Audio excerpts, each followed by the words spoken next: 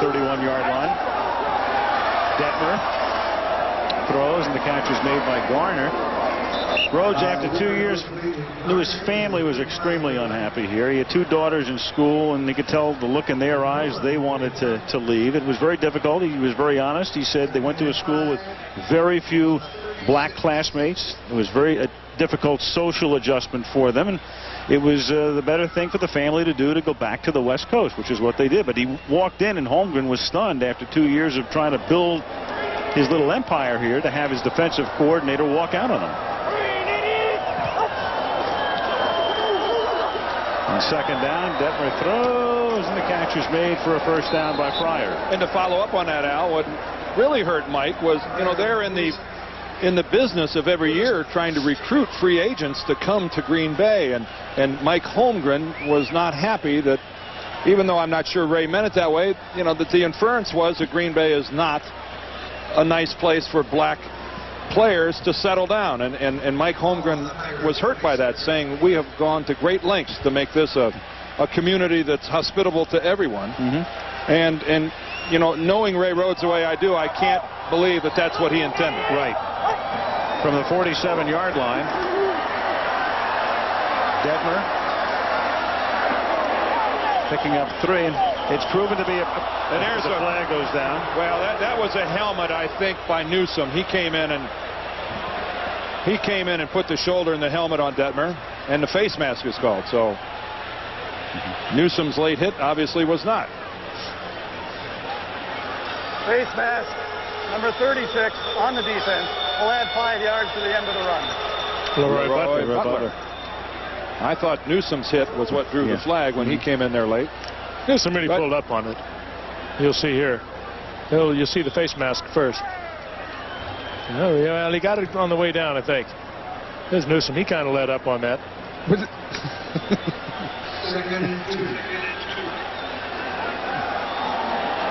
With 4:25 now remaining, there's the hit at the end. And any inference that people have is that a guy like Reggie White comes here, loves it. We talked to Keith Jackson last night, who played at Philadelphia and Miami. Keith said, this is like, in a way, being back in college. It's that kind of an atmosphere, and he loves it. And it's funny how this whole franchise, the perception of it and the quality of the team has just been changed so dramatically over the last 4 or 5 years. I think it comes right down from the top to Mike Holmgren. The players like to play for him. He's, like you said earlier, kind of a new age coach, if you will. 2nd and 2. Garner. To have a memorable experience, every player in the league should have to come and play 1 year in Green Bay. This is an environment that I think for the rest of your life, you would remember what it was like to be idolized and worshipped by an entire community. It doesn't happen anywhere quite to the extent that it happens here in Green Bay. Certainly the communities like Denver worship the Broncos, but there is something so unique and so small and so folksy about the way the folks of this region of Wisconsin idolize the Packers. From the 35-yard line. And Detmer goes down in the arms of Gabe Wilkins. Well, it's a city of 100,000 in the metropolitan area, not a heck of a lot more. And the only way you can keep a team like this here is through revenue sharing. I mean, the Packers share in the enormous television contract, and that's one good thing about the teams sharing revenue in the National Football League. Right. Their clothing line all of a sudden took a big jump. With the NFL properties, they're up to about 4th or 5th now in volume of sales. So Packers are back on top. They are indeed back. Number 4 jerseys are springing up all around America. 2nd and 10, and Detmer, the Heisman Trophy winner at Brigham Young, the flag down, hits Chris Jones for a gain of 6. Usually where you get the holding call. Now, Al, you're talking about revenue sharing. Now, the one plus for the Packers is that because they don't have an owner who has a lot of cash tied up in this club and has debt service and everything else. Illegal use of hands. Number 73 on the offense. Hands to the face. That's a 10-yard penalty. Still 2nd down. Just take these 2 teams right here, for instance. Jeffrey Lurie paid $185 million for the Eagles. you know, he has debt service, and he has a lot of money tied up that he has to get a return on that money. The Packers certainly are not in that position. They don't have a debt service. They don't have anyone that they have to pay dividends to. They are a break-even operation. That's all they have to do. They just can't lose money.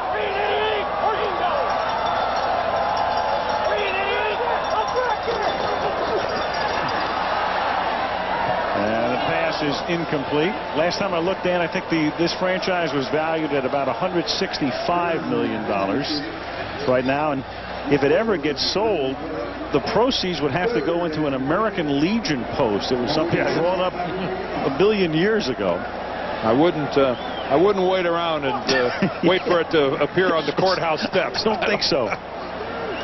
To the president of the team is Bob Harlan. He oversees the operation. That's a pretty good football family. His son Kevin is a broadcaster for Fox, and his other son Brian is the public relations director for the Chicago Bears.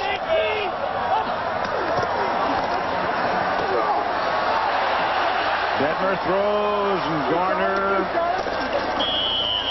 is out of bounds at the 32-yard line. Pretty good piece of work by Detmer, the former BYU player, and who Ray Rhodes really wanted because he knew him when he was up here. And 2 years ago, Detmer was here, and he knew the offense when he brought him in. It wouldn't be educating a quarterback to back up Rodney Peete. In fact, he brought him in to make a run of Rodney Peete's job. Detmer, you look at Rodney Peete. Randall Cunningham, last year's starter, now retired. 4th and 8, and Detmer throws, and laying himself out for it is Ingram. Mark Ingram reaching for it as if it was a consequential play, laying himself out, and you open yourself up and become very vulnerable when you make a catch like that. Former Giants #1 pick from 10 years ago, went to the Miami Dolphins, and actually Detmer threw this ball well. That was about the only place he could put it for the completion, but a great effort by Ingram. Former Michigan State star. 2-minute warning on a celebration-filled night in Green Bay. Last week, the Packers beat Tampa Bay by 31. Tonight, they're up by 32. Only 4 other teams in NFL history have won the first 2 games of the season by 30 or more points. There are those teams. None of those teams won so much as a division title, believe it or not, after that great start. And Houston in '66 only won 3 games all year. 1st and 10 from the 13-yard line, and that pass is incomplete. Shouldn't have been. Ingram is wide open. Detmer just overthrew that.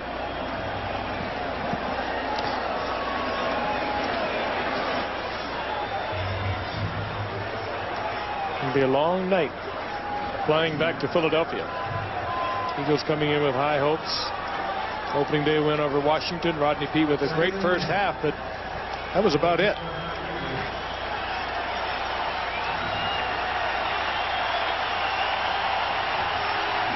Second and 10.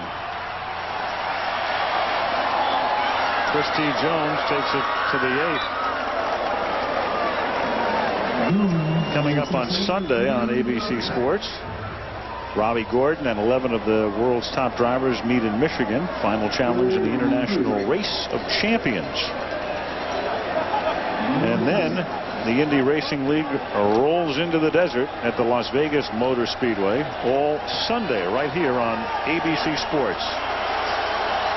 3rd down and 5 from the 8-yard line.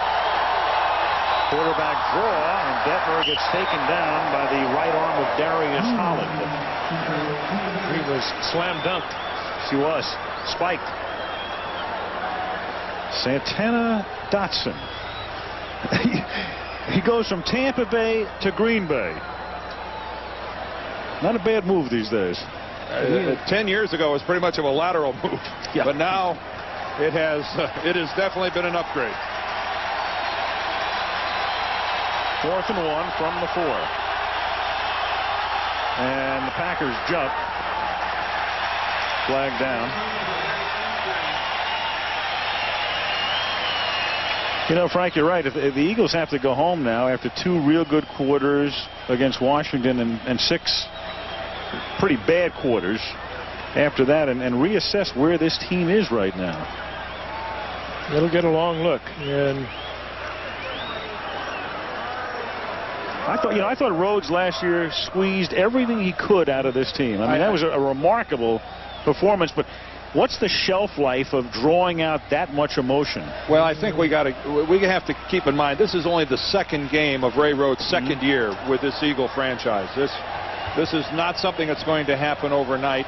And Ray Rhodes has a program, and it's going to take a couple years to get it implemented. He's we have still a neutral zone infraction. The right defensive tackle of Green Bay jumped into the neutral zone, causing the offensive man to flinch. That's half the distance to the goal line penalty, resulting in a first down.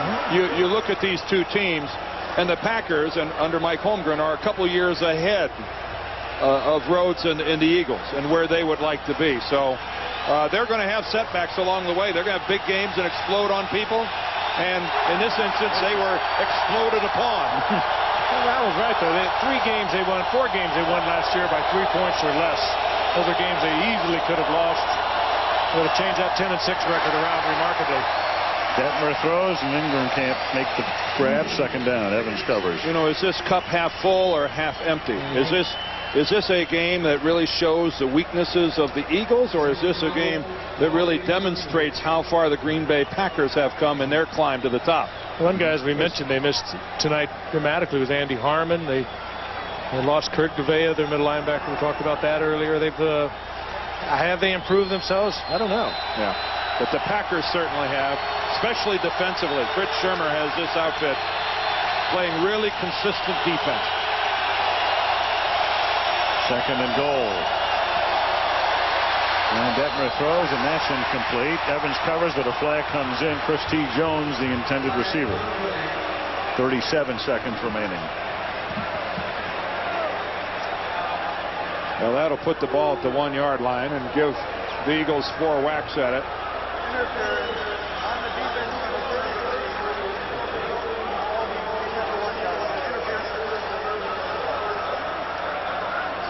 Do we see it? Yeah. A little early hit there by Doug Evans. Well, when this one is over, Minnesota and Green Bay will share the top spot in the NFC Central. And Philly, Dallas, and Washington will all be 1-1 atop the NFC East, and that is not caught by Jimmy Johnson. The other Jimmy Johnson. This Jimmy Johnson has actually been in the National Football League longer than the other Jimmy Johnson has been a coach in the National Football League.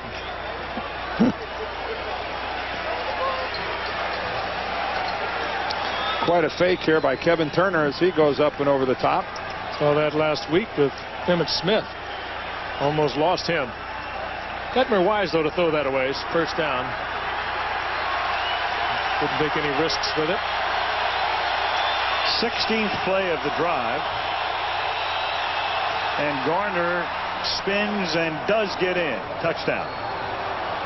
So Charlie Garner gets into the end zone to make it 39-13. You look at the fact that the Packers have scored 39 points. You know, I think back over the game, I think of 2 drives that could have been kept alive, but there were dropped passes.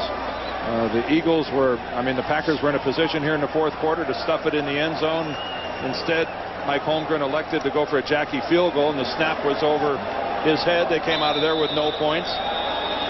This easily could have been a game where the Packers were in the mid-40s or even low 50s. And of course, they got way away from their offense. The offense they feature is really a short, high percentage passing game as much as a running game. They've kept it totally on the ground here in the 2nd half. He picked this up late in the 1st quarter. Robert Brooks at the receiving end of that 3rd and 8 play, and into the stands he goes. That made the score 10-0. And then Irving Fryer takes the lateral from Chris T. Jones here toward the end of the first half, and it appeared the Eagles had gotten back into the game.